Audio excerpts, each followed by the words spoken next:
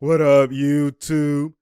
It's your boy Banks, and we back in the building. You feel me? It's True Talks, cause True Talks. All right, let's get straight right into it, man, bruh. So we have big news, abrupt news. We have abrupt news that is, LaMarcus Aldridge, who, was with the Spurs and then got bought out, looking for a championship, sacrificing and, joined the Brooklyn Nets and, just change things and stuff like that. And, was trying to go for a ring this year, part of the super team with the trio with, KD, Kyrie, and James Harden. And, basically was trying to show that he still is what elite looks like, was showing that he still had post up, was showing that he can still rim protect, was showing all these type of things. But it was just announced today abruptly that he's announcing his retirement, right? That he's retiring from the NBA, which is a shock to most. It was a shock to all, actually, not to most. A shock to all, that he's going to retire basically due to a regular heartbeat. And, that's something that is nothing to play with, right? That's something that you have to just read and react off that situation. Obviously, it's something that he probably doesn't want to do. For obviously, he's trying to win a ring. He's trying to continue his career. But when something like that happens, a scare like that happens, that's when, careers get altered. That's when, stuff change. And that's also kind of not the same exact health complication or health scare that happened with Bosch, but similar situation in terms of randomly something happens and then now you have to just make a abrupt decision and you retire and you don't play again, right? So it's unfortunate. It's never something that you want to see, those like injuries, health scare, anything from that type of, that type of context or that type of, just looking at it from that perspective. You don't ever want to see anything of that nature, right?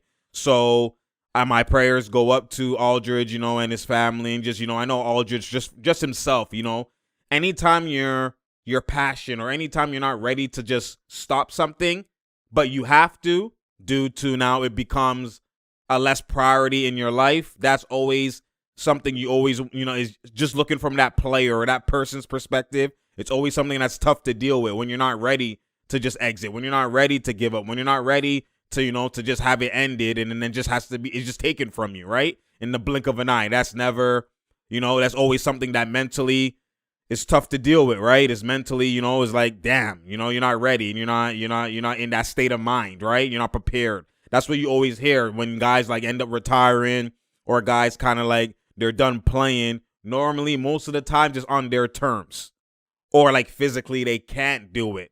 But now physically you can in terms of like running up and down the court. Well, obviously not with the heartbeat, but in terms of just like, jumping and just physically his body. But now when you go to the heart, which is still part of the body, right? That's where now it's like you physically can't, right? And that's where it's like, mentally is not. I know he wasn't ready. Clearly, obviously, he's just in the midst of the season, not an off season when it normally happens. Like you're literally in the mid. He just played, right? So, my prayers up to LaMarcus and his family again. So, that changes a lot of things. That now DeAndre Jordan, who wasn't in the rotation, and you see that how he's fighting, how versus the Wolves and versus Philly, he actually played pretty well, right? He played pretty well, showing that, I'm here though, right? So now he went from not being in the rotation to all of a sudden being in the rotation. Remember, LaMarcus brought a whole different dynamic. She could shoot the three, Claxton and DeAndre don't shoot, right? They're just pick and roll type of bigs. They're like Gobert type of bigs. He could shoot the three, Aldridge. He could post up, right? He does still rim protect and has different type of defense, different type of pick and roll you run. But again, DeAndre and Claxton were, playing pretty well with Harden, right? They're perfect type of bigs to play with Harden because Harden does that through the like step back or the alley. So again, they can go back to that dynamic. It's a big drop off, but it's not like they haven't been winning without that type of dynamic, right? So they were still trying to figure it out with Aldridge, but the potential with Aldridge overall is a further and higher potential that you would have at its max than you have with the DeAndre Jordan play style, right? That's the whole purpose of them, signing him. So again, prayers up to, the Aldridge family and Aldridge, and, we'll see how the Nets bounce back. I'm still comfortable with their lineups and their bigs. You saw how DeAndre was actually padding Embiid to a certain extent, right? Until, the second half when he did the draw fouls and started taking over. But he was padding. He was 6 for 16 in the first half.